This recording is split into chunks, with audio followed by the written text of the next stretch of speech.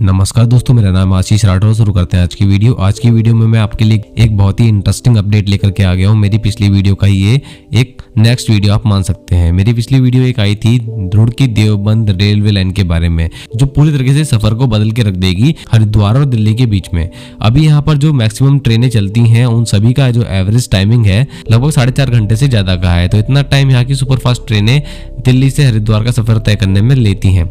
लेकिन एक बहुत ही बड़ी मांग उठ रही थी, दिल्ली और देवबंद तक एक स्ट्रेट ट्रैक बिछा दिया जाए। ये मांग क्यों उठ रही थी और आखिर इस लाइन से क्या फायदा होगा, आप मेरी पिछली वीडियो में जान सकेंगे। और किस तरीके से इस लाइन का जो काम है वो शुरू हो चुका है वो भी आप उसमें जान सकेंगे।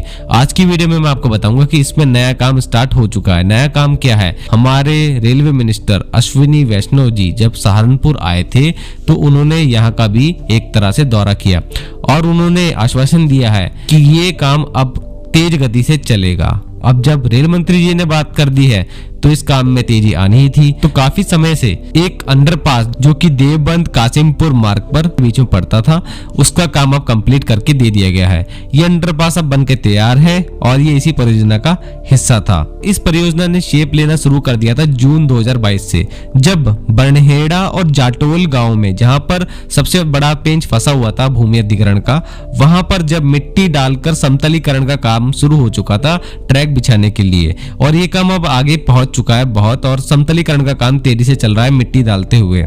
करीब 700 करोड़ रुपए की लागत से इस परियोजना को 2021 तक पूरा करने का दोस्तों लक्ष्य रखा गया था, लेकिन इसको हम कंप्लीट नहीं कर पाए। इससे पहले कोरोना ने इस परियोजना को पूरी तरीके से बंद करके रखा हुआ था। तो अब जब ये परियोजना खुली है तो इसके बारे में कुछ पॉजिटिव न्यूज सामने आ रही है। अब मैं आपको कुछ की पॉइंट बताता हूं जो कि आपको इसका स्टेटस अच्छे से समझा पाएंगे। 27.45 किलोमीटर की नई रेलवे लाइन होने जा रही है। 27.45 किलोमीटर में से 17 किलोमीटर का जो हिस्सा है वो सहारनपुर जनपद के 14 गांवों में से होकर निकलेगा। यहाँ पर 919 किसानों की 86.26 हेक्टेयर जो भूमि थी उसका अधिग्रहण किया जा चुका है।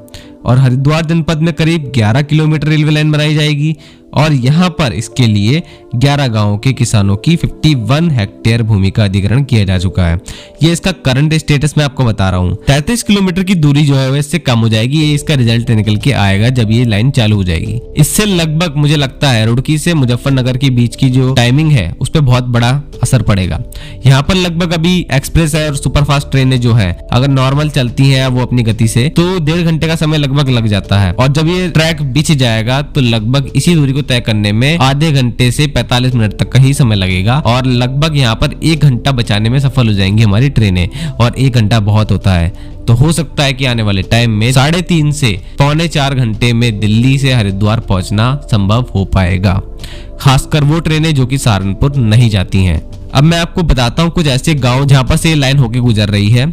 जाटोल, मंझोल, जबरदस्तपुर, नियामत, बहेड़ा खास, माजरी, सालापुर, राजपुर उर्फ रामपुर, दुनीचांदपुर, असदपुर, करंजाली, चकराम, बाड़ी, दीवाल, हेड़ी, नूरपुर, देवबंद, हदूद, यहाँ से होकर के ये गुजरने वाली है रेलवे लाइन। और कुछ इसमें हरिद्वार जनपद के भी ग्राम पड़ते हैं।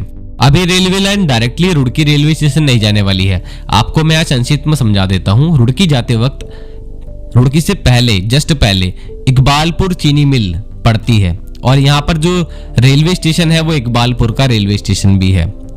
तो यहाँ पर आएगी वो नई लाइन, फिर यहाँ से रुड़की के लिए वो कंटिन्यू करेगी नॉर्मल पहले वाली लाइन को, क्योंकि और इकबालपुर ये रेलवे लाइन देवबंद से आ रही होगी।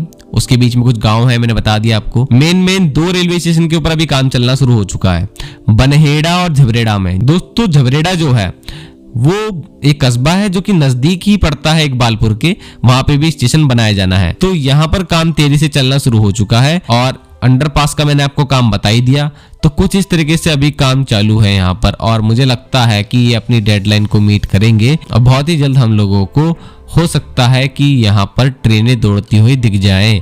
और मैं कोशिश करूंगा जैसे ही मेरे को वक्त मिलता है इस लाइन की लाइव फुटेज आपको दिखाऊंगा। जिस तरीके से देहरादून दिल्ली एक्सप्रेसवे का बहुत तेजी से काम चल रहा है, तो यहाँ पर देहरादून और दिल्ली के बीच की दूरी तो घटनी ही है, बहुत ही ज्यादा घट जाएगी एक्सप्रेसवे से। हरिद्वार और दिल्ली जितना नजदीक आएंगे उतना ही यहाँ पर व्यापार बढ़ेगा लोगों का, क्योंकि हरिद्वार के लोग अपने बिजनेस के लिए दिल्ली से सामान लाते ही रहते हैं और उनको यहाँ पर बहुत ज्यादा टाइम की बचत हो, एक ही दिन में जाकर के जल्द से जल्द वापस आ सके। आपको मैं ऐसे अपडेट देता रहूंगा। वंदे मातरम, भारत माता की जय।